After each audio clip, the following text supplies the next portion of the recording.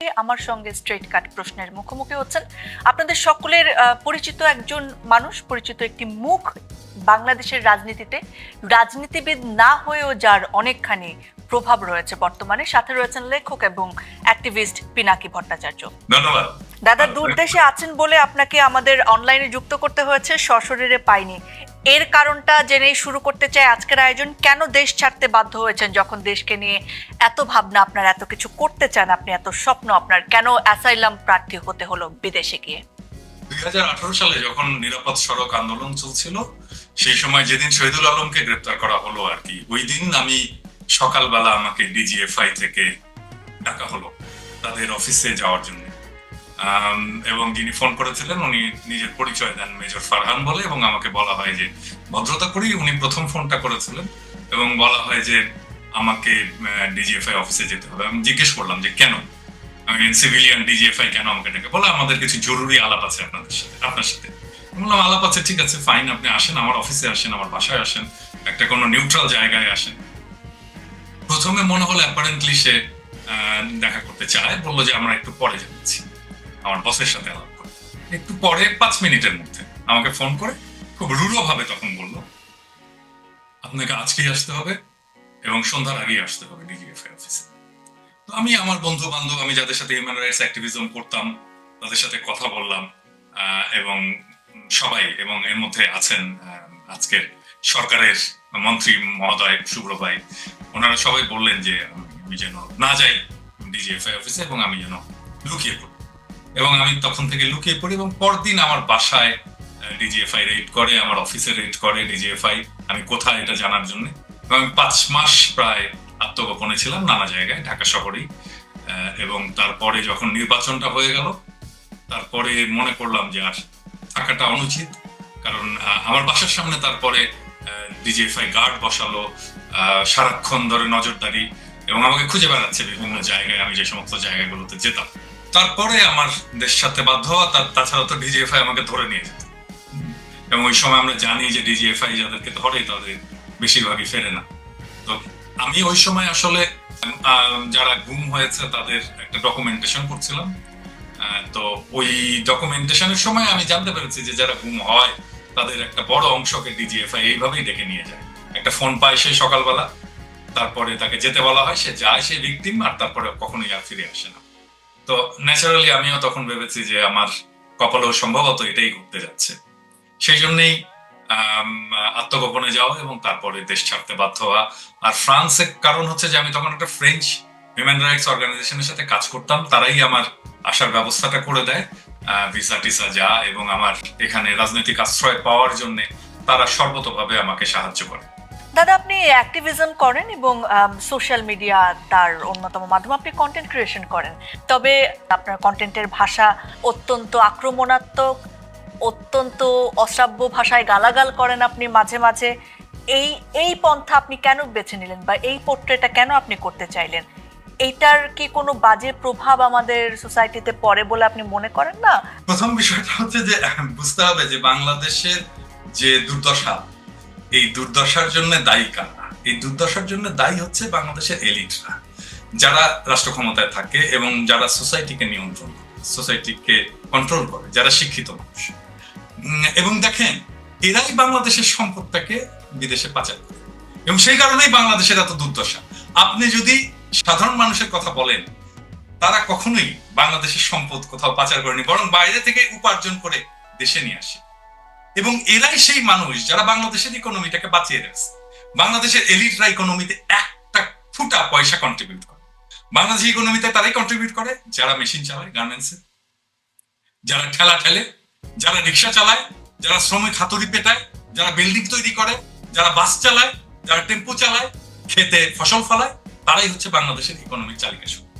এবং এরা বাংলাদেশের ইকোনমিকে দাঁড় করে গেছে। কিন্তু তাদের উৎপাদিত যে সম্পদ, সেই সম্পদটাকে চুরি করে পাচার করে কারা? এলিটেরা। এই এলিটদের ভয় 3টা: একটা সম্মান হারানোর ভয়, একটা মাইক খাওয়ার ভয়, আর একটা সম্পদ হারানো। তো আমি তো আর মারতে পারবো না তাদেরকে, তাই তাদেরকে গালি দেয়, সম্মান হারানোর ভয়। অ্যাটলিস্ট এই গালির তোরে যেন তারা ঠিক থাকে। এই গালির তোরে যদি তারা ঠিক ঠিক থাকে তাহলে বাংলাদেশকে আমরা কিছুটা সাইজ করতে পারবো। আদারওয়াইজ এরা বাংলাদেশের 18 কোটি মানুষের জীবনকে দাসের জীবন বানায় রাখে, এবং যারা আসলে দাসের জীবন বানায় রাখছে তাদের জন্য তো গালি খাওয়া। সমাজে তো বিভেদ আছে, ধনী গরিবের বিভেদ আছে, যাদের আছে অনেক সম্পদ এবং যাদের কোনোই সম্পদ নাই তাদের বিভেদ আছে না? তো এই বিভেদটা তো যাদের সম্পদ নাই তারা তো যাদের সম্পদ আছে এবং যারা তাদের সম্পদটাকে লুট করছে তাদের বিরুদ্ধে সেটা ব্যবহার করবেই। এবং এটাই আমার কমিউনিকেট করার রাস্তা, এটাই আমার জনগণের সাথে। মানে আপনি গালিকে নিজের অস্ত্র হিসেবে বেছে নিয়েছেন। এত গালি আপনি কোথায় শিখলেন সেও এক আশ্চর্য। নিশ্চয়ই আপনার কাছে কোনো অভিধান আছে।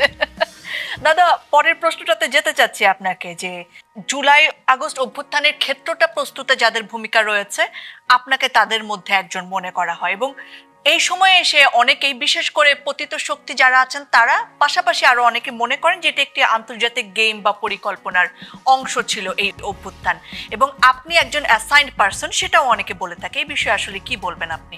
কেউ যদি কোনো প্রমাণ দিতে পারে যে আমাকে কেউ অ্যাসাইন করেছে তাহলে সেই প্রমাণটা তারা হাজির করুক, অনুমান থেকে কথা না বলে।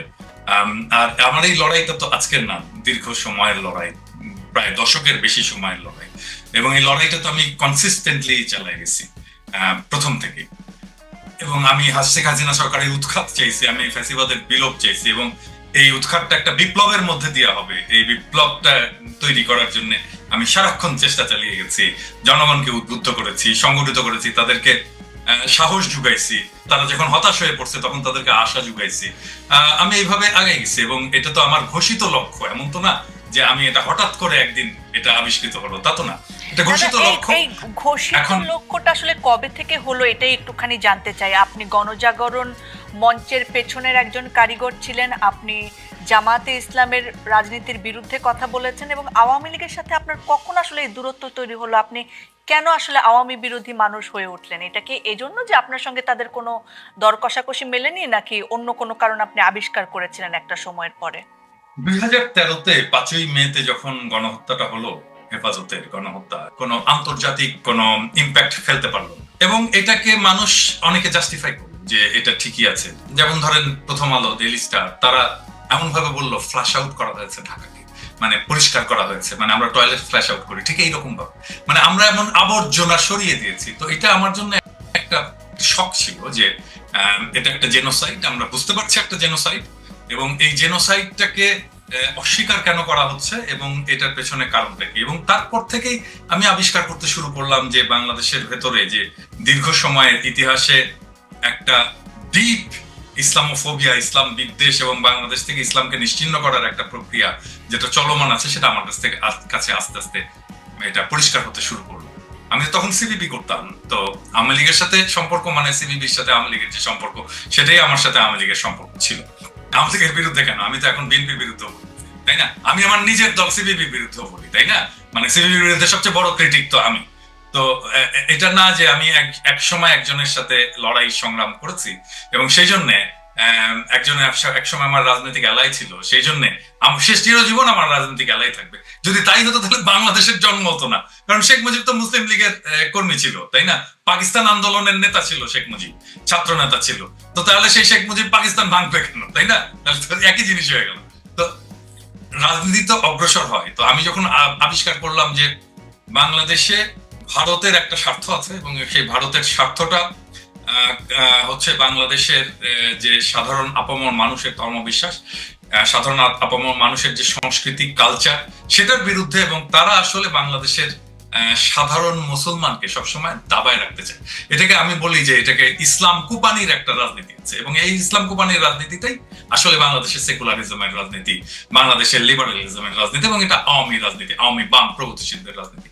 এবং এইটাকে ফাইট করতে হবে। এটাকে যদি ফাইট করা না যায় তাহলে বাংলাদেশ এইরকম ফ্যাসিবাদে বারবার করে পড়বে, এবং পড়েছে।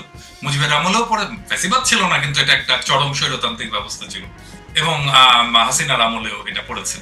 এবং আমরা এখনো এটার বিপদ থেকে মুক্ত না, যদি না পর্যন্ত আমরা বাংলাদেশে ভারতের যে স্বার্থ সেটাকে সাকসেসফুলি ফাইট করতে না পারি, তাহলে এখন আমরা মুক্ত না, আবার আমরা এসে ফ্যাসিবাদের কাঁটার মধ্যে পড়ব।